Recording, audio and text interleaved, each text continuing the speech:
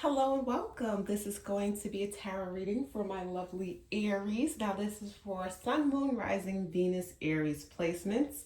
Before I get into the reading, if you guys please can like the video, go ahead, hit the little thumbs up. Also, subscribe to the channel if you aren't already subscribed.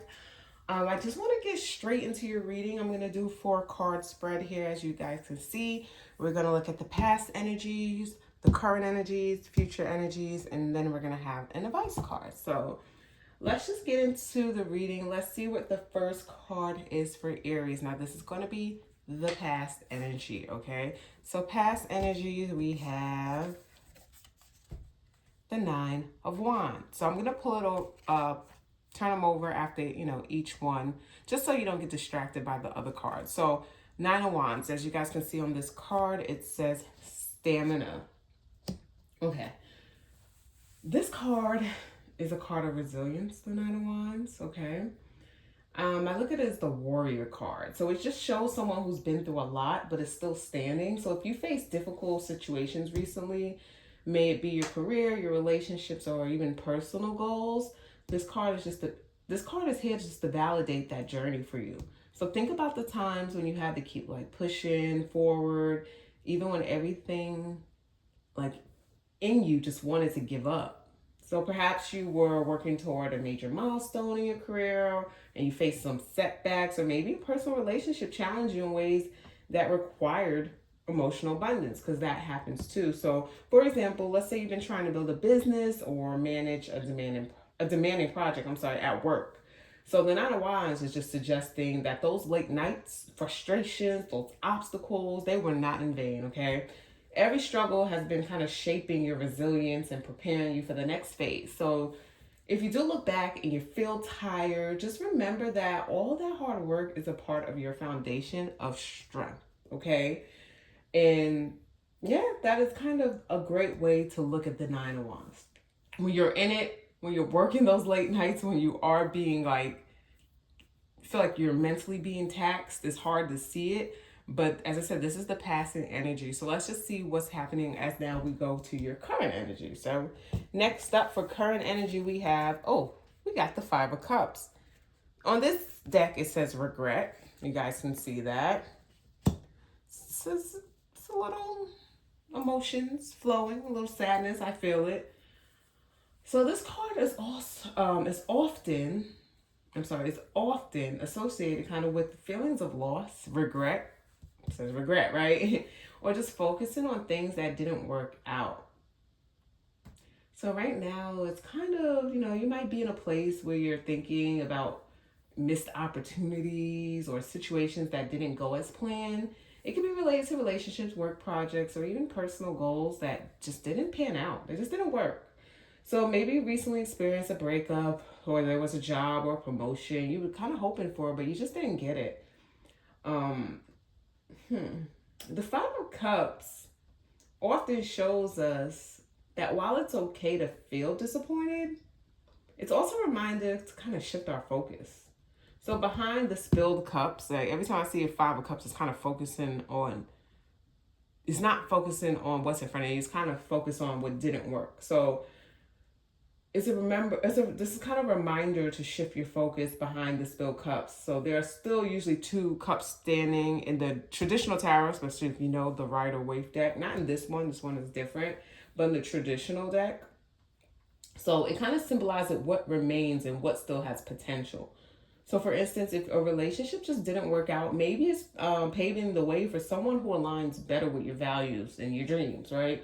Or if it's a job opportunity that fell through, perhaps it's opening space for an even better role. So in the coming weeks, just try to focus on what's left and where you can still find hope. So you may receive some unexpected news or an opportunity that reminds you that not all is lost, and you can still have, you just have so much to look forward to, okay, Aries? So we're going to look ahead and see what's happening with your future energies. Hope it's a good one. We have the 10 of Wands. So on this deck, it says hardship. Future energy is 10 of Wands. So looking ahead, we do have this 10 of Wands, right, for the future. And this card is just, signifies hard work, responsibility. So you might find yourself kind of carrying a heavy load in the future, either with work, family, or personal commitments. It could just mean more responsibilities at work. For a lot of you, is at work, especially if you're trying kind of to reach a specific goal, or that you're taking on multiple roles at once, like balancing career, family, and personal passion. So, for instance, if you're working toward a promotion right now, a big project, or a personal achievement, this card is predicting that the final stretch will feel very demanding. So, very demanding on your time. But this card isn't just about struggle. I know it says hardship, but it isn't just about struggle. It's also about progressing and completion. So, you're almost there. So, think of it as running the last mile in a marathon. Yeah, that's a good way to look at it. Running the last mile in a marathon. Yes, it's tough. But you're just so close to crossing that finish line that by the end of the cycle, you may feel a sense of accomplishment and pride just for sticking it out, okay? So take this as a reminder to just lighten your load when possible or where possible. And you don't have to do it all alone. Delegate, ask for help, set boundaries if needed. In the next few months, you'll start to see the results of your hard work, okay? So let's just see what we get for your advice. We're moving along, Aries. I feel like the other signs, it took a little while to get here, but with you, we're just moving along. We have, sorry, it's sideways and I turned it upside down, but Queen of Swords. Queen of Swords is Libra energy, right? This card says fairness. I always get more, that airy energy, air signs, logic. So the Queen of Swords is here to remind us that about the power of clarity and wisdom, right? Very logical energy. The Queen of Swords doesn't just let her emotions cloud her judgment. She's direct, she's insightful, and she just cuts through the noise. I love the Queen of Swords. Cuts through the BS. The advice here is just to approach your current challenges and your upcoming decisions with logic and honesty, okay? Simple. Logic and honesty. For example, like if you're facing a difficult decision, whether it's about moving to a new city, you want to end a relationship, or even just simply making a career change, man, the Queen of Swords encourages you to make that choice from a place of clarity. That's that air energy for you.